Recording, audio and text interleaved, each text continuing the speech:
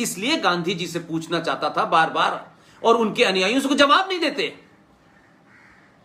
कि भाई गांधी जी ने जब यह कहा था कि भारत का विभाजन मेरी लाश पे होगा, तो गांधी जी का कद तो इतना बड़ा हो गया था ना इस देश में कि जिस तरीके से मार्केटिंग की जाती है उसी मार्केटिंग अंग्रेजों ने की और गांधी जी को भारत में स्थापित किया। तो आप देखें कि कांग्रेस की पैदाइश हुई क्यों, यह कोई पढ़ना नहीं चाहता है। आप संपत जी की किताब सावरकर पढ़ लीजिए, पेज नंबर 20 को पढ़ लीजिए, और वो अपनी किताब में कहते हैं कि 1857 का जो अंग्रेजों के खिलाफ विद्रोह था, उस विद्रोह से पूरे अंग्रेजी साम्राज्य की चूलें हिल गई थी। तो अंग्रेज तो कोई काम आसानी से करते नहीं हैं। ये दुनिया भर के गोरे हैं, चाहे अमेरिका हो, तमाम सारे लोग हों, ये तो जो बात इन्हें आज समझते हैं, जो काम इन्हें 100 साल बाद करना होगा, उसकी तैयारी पहले दिन से कर देते हैं। आपको पता ही नहीं चलता कि एजेंडा क्या है।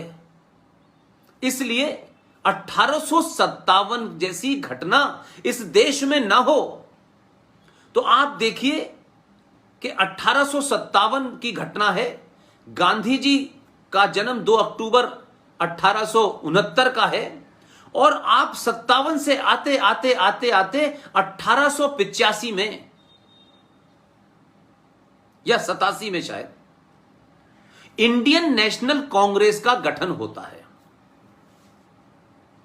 और इंडियन नेशनल कांग्रेस, जिसके नाम पर Congress I, Congress J, Congress O, Congress T, Congress V, Congress P, Congress K, इतनी सारी जो बनी इस देश में, उस कांग्रेस का आज भी हजारों लोग उसे उसी रूप में देखते हैं। तो जो कांग्रेस की नींव जिस शख्स ने रखी वो कौन था?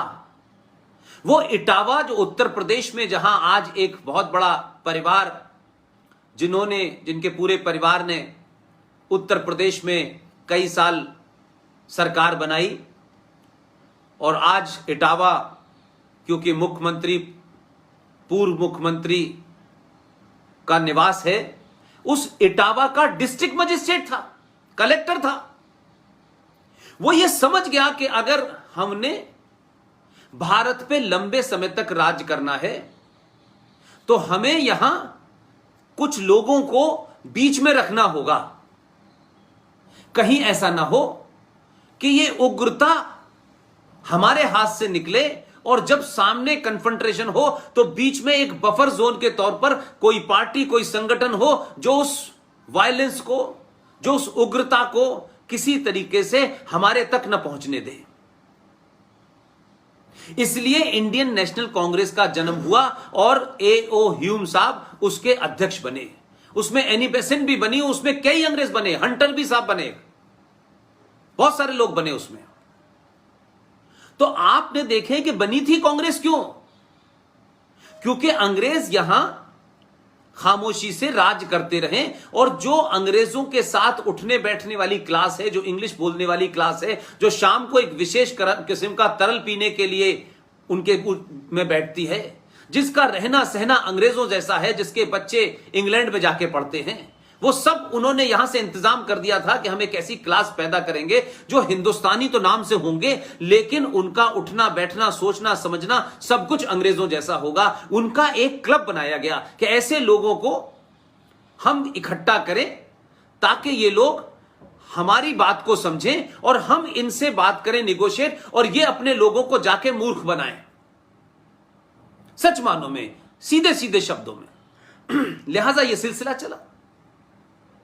तो 47 आया, 47 के बाद की घटनाएं देखें तो मेरा सवाल यह था कि गांधी जी ने अंबेडकर जी के पास जाकर के तो धरना रख दिया, सुभाष चंद्र बोस के सामने धरना रख दिया, लेकिन गांधी जी ने यह घटना कहीं क्यों नहीं मिलती कि गांधी को जब यह पता चल गया था कि भारत का विभाजन होने वाला है, अगर यह पता चला होगा तभी तो उन्होंने यह कहा कि भारत का विभाजन मेरी लाश पे होगा। तो मुझे बताएं, उनको यह पता भी चल गया था कि कौन करना चाहता है। ऐसा तो नहीं हो सकता कि गांधी जी को पता ना चला हो, गांधी जी बहुत युवावस्था में हो, ऐसा तो हो नहीं सकता। 1940 में 23 मार्च 1940 को लाहौर के अंदर मुस्लिम लीग का अधिवेशन के अंदर यह पास हो गया था, और 1930 में इलाहाबाद के अधिवेशन के अंदर सर मोहम्मद इकबाल, जिन्होंने भारत का राष्ट्रीय गीत लिखा है, उन्होंने पास कर दिया था कि वेस्टर्न बॉर्डर पे भारत के जितने भी मुस्लिम बहुल इलाके हैं उन्हें अलग कर दिया जाए। 1940 में रेजोल्यूशन पास हुआ पाकिस्तान बनने का, और 1947 में पाकिस्तान बन गया। तो मेरा सिर्फ इतना कहना है कि महात्मा गांधी के आज के जन्मदिन पर हम क्यों ना उनको याद करें, और उस पर्सपेक्टिव में याद करें कि क्या हमने सीखा, क्या हमने कोई नई बात सीखी, या सिर्फ हमने उनकी धुन बजा दी, उनका एक भजन जो झूठा है, जिसमें तोड़ मरोड़ के पेश किया गया है, क्योंकि एक खास किस्म के लोगों को लुभाना था, बताना था, इसलिए हम उसे बजा देंगे, फूल चढ़ा देंगे, शाम को गांधी की मूर्ति पे तमाम सारे लोग होंगे, पूरा दिन चला जाएगा, बड़े बड़े विज्ञापन आ जाएंगे। लेकिन गांधी से सीखा क्या? इसलिए मैं एक दूसरी किताब आपके सामने रखना चाहता हूं। एक मैंने लाल बहादुर शास्त्री के ऊपर किताब आपको दिखाई, और एक किताब मैं आपके सामने रखना चाहता हूं, और इस किताब को जब आप देखेंगे तब आपको यह समझ आएगा कि आखिर इस किताब के अंदर क्या चीज ऐसी है जो मैं आपको बताना चाहता हूं। मेरा सिर्फ इतना ही कहना है, इस किताब को देखें। इस किताब का नाम है गांधी एंड अनार्की, गांधी और अनार्की, राइट। इस किताब के लेखक कौन हैं? इस किताब के लेखक के बारे में आप जब जानेंगे तब आपको पता चलेगा। आपका नाम है सर सी शंकरन नायर, राइट। ये इस किताब के लेखक हैं।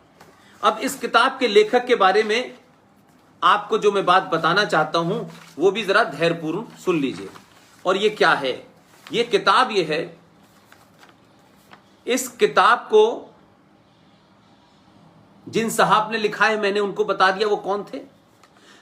सी शंकरन नायर साहब 1897 यानी 1897 में उस कांग्रेस के अध्यक्ष थे, और शंकरन नायर ने 1897 में कांग्रेस का जो अधिवेशन महाराष्ट्र के अमरावती में हुआ था उसकी अध्यक्षता की थी। और ये साहब 1908 में मद्रास हाई कोर्ट के जज बने। ये किताब इस शख्स ने ईमानदारी से लिखी है। इस किताब के टाइटल से आप समझ गए होंगे, इस किताब में कोई भी नाथूराम गॉडसे के रिश्तेदार, आरएसएस की परिवार से, संघ परिवार से किसी ने नहीं लिखी। कोई इनका कंट्रीब्यूशन नहीं है। खामखा उनके दामन पे दाग लगाना ठीक नहीं है। राजनीतिक स्वार्थों के लिए लोग लगाते हैं, लगाएं, वो एक अलग बात है। लेकिन इस किताब के टाइटल से आप समझ गए होंगे कि मैं आपको क्या बताना चाहता हूं। लिखने वाला भी वही है, किताब का टाइटल भी उन्होंने दिया है। और ये किताब आप सोचिए, इस किताब को आप ये माने कि इसमें कई चैप्टर हैं, और इसके पेज नंबर 132 के ऊपर